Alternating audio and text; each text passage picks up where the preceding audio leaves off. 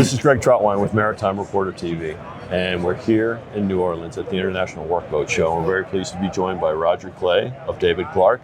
We're here specifically to talk about the Series 9100 communication system. So Roger, can you talk about some specific communication challenges that you see in the maritime industry and how the 9100 series helps to overcome them? Yes. So when it comes to any kind of challenges or any kind of things that go on, especially when you're water-based, it makes it so it's very difficult because they're already in a stressful situation. It's one of those things where you're sometimes it's high wind, sometimes it's high waves. There's always so many external factors that play into this. So what the 9100 system does is it tries to make it so it takes the communication aspect out of the loop when it comes time to just have your team on the same page. So what we're able to do is with the system taking out the necessity to use hand signals or yelling or doing any of the other things that makes it so it's a little more stressful on the vessel. So what we've done is we've got clear communications. It's constant communications, whether you're looking at a wired or a wireless situation. And it's something that just makes it so the participants that are on the vessel are able to focus on the job at hand instead of having to worry about doing a bunch of the other stuff that adds stress to the whole environment. Okay. Well, I'm not a professional mariner, but I have a 33-foot boat, yeah. And I certainly know in that environment, the environment and the machinery on board makes it loud. My wife just thinks I'm ignoring her when she yells at me. Exactly. So let's take a little bit deeper dive into the technical aspects. What are the key technical aspects of the 9100 series? The key technical aspects would be something where it's an expandable system where you're able to expand it to an unlimited amount of users. We can interface into things like any other kind of digital signal. So you're looking at radios, UHF, VHF. We're also looking at options with cell phones, hailers. It's something that we try to make it so it's expandable where some vessels require a certain amount of communication on a smaller team while other ones have more needs. So what we try to do is we try to make it so not only are we improving the communication that's on the vessel, but if they have to get off the vessel, you have the wireless communication side that makes it so you're also able to communicate and have the same clarity throughout the entire system. Okay, no, that's excellent. I appreciate that overview. Yeah. So, obviously you have a complete lineup here on the booth at the Workboat Show. But when you look at the 9100, is there a specific workboat or vessel type that these are gauged for, or is it basically could be used across the spectrum? That's a great question.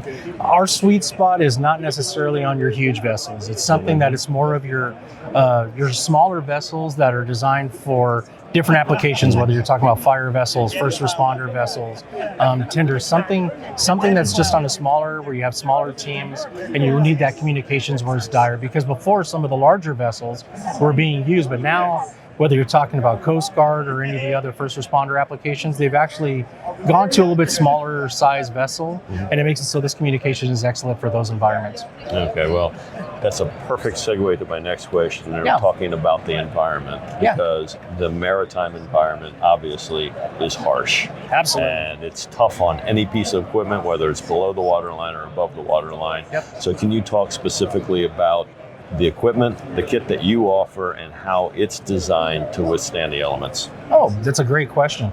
So what it is we have in our engineering team, those that have worked in maritime environments for probably the last 60, 70 years. So we understand the challenges of working in a saltwater environment, working in that saltwater fog environment. A lot of issues come with ingress. So what we did during the designing application of this system is we tried to make sure that it was going to be able to handle those really rough situations. So if you're looking at the connections or if you're looking at the cabling, and everything is designed for maritime use. So you're not going to have the issues with ingress. You're not going to have the issues with items deteriorating quickly because of the salt environment. So it's designed to make it so you have that type of system for a long period of time, and it doesn't have deterioration over some of the elements that you find in that environment. Okay, well, I certainly appreciate your time, Roger. I know now we're going to turn it over to Todd Salas. We're with Todd Salas, Vice President, Oceancraft Marine. And Todd, we were just talking to Roger Clay about the David Clark 9100 series. Yeah. I know you have some experience with it. So why don't you tell us a little bit about your experience and just overall your recommendation for the system? Yeah, sure, Greg. And first of all, thanks for having me. I've been a strong advocate of David Clark's headset communication systems, even back in the day when they were still wired and tethered, before they got wireless and before they went digital. And we've installed their systems on so many boats for so many of our end users. And there's so many benefits to it. First, especially with a wireless headset, you're not tethered to the boat, so you have freedom of movement around the boat. In some operations, you might be embarking a boarding team to an adjacent vessel. They can go with their headsets. They can communicate through the voice-activated boom mic. And additionally, like on this headset that's above you, this belt station they're wearing, it has a PTT button, a push-to-talk button. And when they use that, they can actually transmit through the radios which are embarked on this vessel. So they can transmit through the tactical radio. They can transmit through the Marine VHF radio. It'll support mobile phone functionality. Sometimes I'm on the boat, I can talk to Siri, I can take a phone call through the headset, I can listen to music.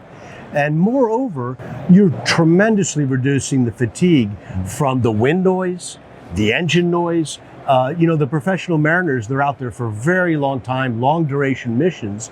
And anything we can do to reduce their fatigue, increase their crew interoperability and their situational awareness is a plus. And the headsets in and by themselves do so much of that work.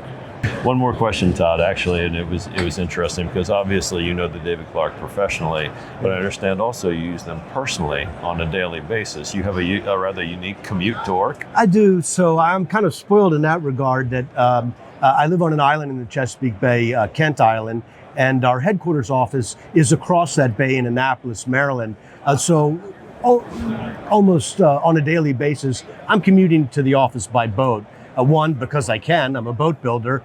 Two, because it can take me 12 to 15 minutes to transit by water. And by car, I have to deal with all the traffic. It's 35 minutes and a bunch of bridges.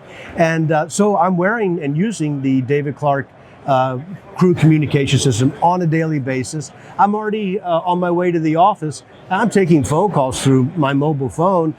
They don't even know I'm commuting. I'm on the boat doing 50, 60 miles an hour. They don't even know it. So for me, it's just become something that it's a daily use thing.